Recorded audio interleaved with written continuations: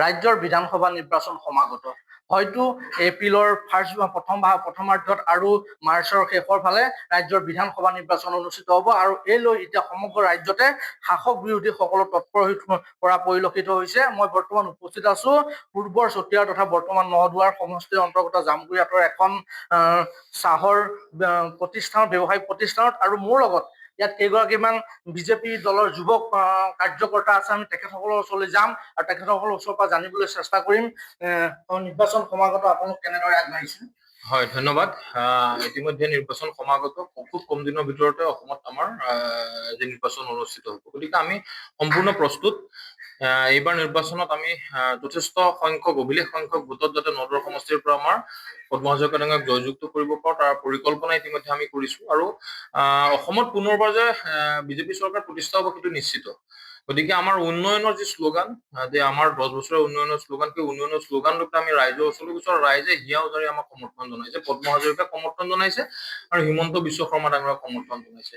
বৰ্তমান সময়ছোৱাত চৰকাৰখনৰ যিখিনি উন্নয়নমুখী আঁচনি, সেই উন্নয়নমুখী আঁচনি যে প্ৰকৃতাৰ্থত হিতাধিকাৰীয়ে পাইছে, যে সবকা সাথ সবকা বিকাশ সবকা বিশ্বাস, এই শ্লোগান লৈ পেলাই আমি আগবাঢ়িছো, ৰাইজৰ পদূলিয়ে পদূলিয়ে গৈছো। আৰু সেইকাৰণে আমি দেখা পাইছো যে অভূতপূৰ্ব সঁহাৰি। প্ৰত্যেকখন ঘৰতে, প্ৰত্যেকখন ঘৰতে যেনেকেই নহওক এটাৰ পৰা বুলি এটা কিবা এটা আঁচনি যিকোনো এখন ঘৰত পাইছেই। আপোনালোকে যদি চাই অৰুণোদয় আঁচনিয়ে হওক, উদ্যমিতাৰ আঁচনি হওক, সিদিনা হিমন্ত বিশ্ব শৰ্মা ডাঙৰীয়াই আমাৰ পকামুৰা পথাৰত উদ্যমিতা আঁচনিৰ দ্বাৰা 33,000 মহিলাক আমাৰ চেক প্ৰদান কৰিলে 10,000 টকাকৈ। তাৰ পৰৱৰ্তী পৰ্যায়ত 25,000 টকাকৈ চেক প্ৰদান কৰিব। গতিকে আমাৰ প্ৰকৃত হিতাধিকাৰীয়ে পাইছে, যিসকল মানে আমাৰ গ্ৰাম্যাঞ্চলৰ মহিলাসকলক অৰ্থনৈতিকভাৱে স্বাৱলম্বী কৰিবৰ কাৰণে হিমন্ত বিশ্ব শৰ্মা ডাঙৰীয়াৰ যি সপোন বাস্তৱায়িত হোৱাৰ দিশত তাত আমাৰ মহিলাসকলে যথেষ্ট উৎসাহী হোৱা দেখা পোৱা গৈছে। আকৌ 10 তাৰিখে 9,000 টকাকৈ আমাৰ অৰুণোদয় পোৱা সকলক প্ৰদান কৰিব। নিযুত মইনা আঁচনিৰ দ্বাৰা আমাৰ ছাত্ৰীসকল উপকৃত হৈছে। CM ত্ৰিপুলিৰ দ্বাৰা দুদিন আগতে আমাৰ তেজপুৰত, আমাৰ এই অঞ্চলৰ পৰা, আমাৰ নদুৱাৰ সমষ্টিৰ পৰা প্ৰায় 700 যুৱক যুৱতীক আমাৰ 2 লাখ টকা প্ৰদান কৰিছে। প্ৰথম পৰ্যায়ত 75,000 টকা, ইয়াৰ আগতে 200 যুৱক যুৱতীক 1 লাখ টকাকৈ প্ৰদান কৰিলে।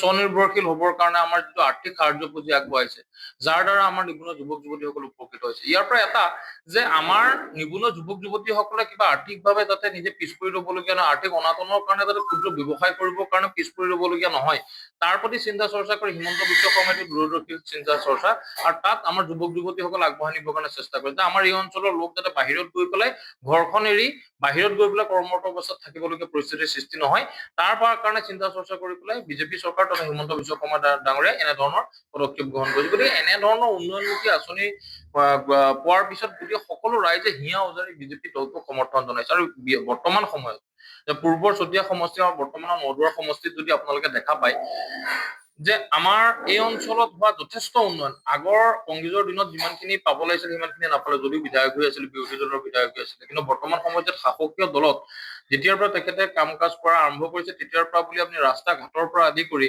আমাৰ এই অঞ্চলৰ বাৰেচহৰীয়া, আমাৰ যিটো গৌৰৱ বাৰেচহৰীয়া ভাওনা, পদ্ম হাজৰিকাক কিহৰ কাৰণে ভোট দিব লাগে? 4টা প্ৰধান কাৰণ। পদ্ম হাজৰিকা ডাঙৰীয়াক ভোট দিয়াৰ প্ৰথম আৰু প্ৰধান কাৰণটো হৈছে যে আমাক চকীঘাট অঞ্চলত আমাৰ সেই উচ্ছেদ কৰি পেলাই, চকীঘাট অঞ্চলত আমাৰ সন্দেহজনক লোকৰ পৰা সেই মাটি উচ্ছেদ কৰি পেলাই তাত এখন ল কলেজ স্থাপন হ'ল, এটা টাইলছ ইণ্ডাষ্ট্ৰি হ'ল, আৰু 520 বিঘা মাটি আমাৰ ইতিমধ্যে 52টা গোটৰ হাতত অৰ্পণ কৰিলে, খিলঞ্জীয়াৰ হাতত অৰ্পণ কৰিলে, আমাৰ ইয়াৰ যুৱক যুৱতীসকলৰ হাতত অৰ্পণ কৰিলে, যাৰ যোগেদি কৃষি কৰ্মৰ যোগেদি তেখেত স্বাৱলম্বী হৈছে। য'ত নেকি পদ্ম হাজৰিকা ডাঙৰীয়াক বৃহৎ ভোটৰ ব্যৱধানৰ জয়যুক্ত হ'ব আৰু অসমত একক সংখ্যা গৰিষ্ঠতাৰে যে হিমন্ত বিশ্ব শৰ্মা ডাঙৰীয়াৰ নেতৃত্বত চৰকাৰ গঠন কৰিব, ইতিমধ্যে এইটো স্পষ্ট হৈ পৰিছে। ধন্যবাদ জনাইছো আপোনাক। মই আন এগৰাকী যুৱ কাৰ্যকৰ্তাৰ ওচৰলৈ যাম। চতিয়া সমষ্টি, বৰ্তমান নদুৱাৰ সমষ্টিৰ যিটো জনবিন্যাস ভোটাৰ সেইটো সলনি হৈছে। যথেষ্ট সংখ্যক মুছলমান ভোট ইয়াত কমিছে। সেই যিবোৰ সংখ্যালঘু ভোট, সেই ভোটে বিজেপিক কিবা ক্ষতি কৰিব বুলি আপুনি ভাবে নেকি? 1% নকৰে, কাৰণ আজি আমাৰ যিখিনি আমাৰ 5 মাইল অঞ্চলৰে যথেষ্ট মুছলমান সম্প্ৰদায়ৰ লোক আমাৰ সমষ্টিৰ অন্তৰ্ভুক্ত হৈছে। আমি দেখিবলৈ পোৱা গৈছে যে যোৱা যি পঞ্চায়ত নিৰ্বাচনত আমাৰ বাকী অঞ্চলৰ লগতে সেই 5 মাইল অঞ্চলতো আপোনাৰ বিনা প্ৰতিদ্বন্দ্বিতাৰে প্ৰত্যেকগৰাকী ৱাৰ্ড সদস্যৰ পৰা বুলি পঞ্চায়তৰ প্ৰেচিডেণ্টৰ পৰা কাউন্সিলৰ প্ৰত্যেকগৰাকী ব্যক্তি তাত জয়যুক্ত হৈছে বিনা প্ৰতিদ্বন্দ্বিতাৰে। গতিকে ইয়াৰ পৰা এটা কথা স্পষ্ট হয় যে কোনো ধৰণৰ কোনো বাহিৰা কোনো অপশক্তিয়ে তেওঁলোককো আজিৰ দিনটোত আমাৰ পৰা আঁতৰ কৰিব নোৱাৰে। পদ্ম হাজৰিকা তেখেতক সদায় তেওঁলোকে বিচাৰিবই আৰু তেওঁলোক সদায় উন্নয়নৰ লগত জড়িত আছে। আৰু এটা কথাটো খাটাং যে পদ্ম হাজৰিকাৰে ইয়াত যিখিনি কৰি আছে প্ৰত্যেক ঘৰ মানুহৰ অন্তৰত যেনেকে সোমাবলৈ স্থান পাইছে, গতিকে এই কংগ্ৰেছৰ পৰাতো এই আজি 2-3 মাহ দেখিব তেওঁলোক আহি পেলাই নিৰ্বাচনৰ দিনকেইটাত অকণমান ঘূৰা ফুৰা কৰি তাৰপিছত তেওঁলোকে কোনো ধৰণৰ ইয়াত সাংগঠনিক তেওঁলোকৰ ভেটি সুদৃঢ় কৰিব নোৱাৰে। ইলেকশ্যন যাবও তেওঁলোক সেই বহাগৰ পিছত যেনেকে কুলি নিজৰ বাট লয়, তেওঁলোক তেনেধৰণে ইয়াৰ পৰা আঁতৰ হ'ব। ধন্যবাদ।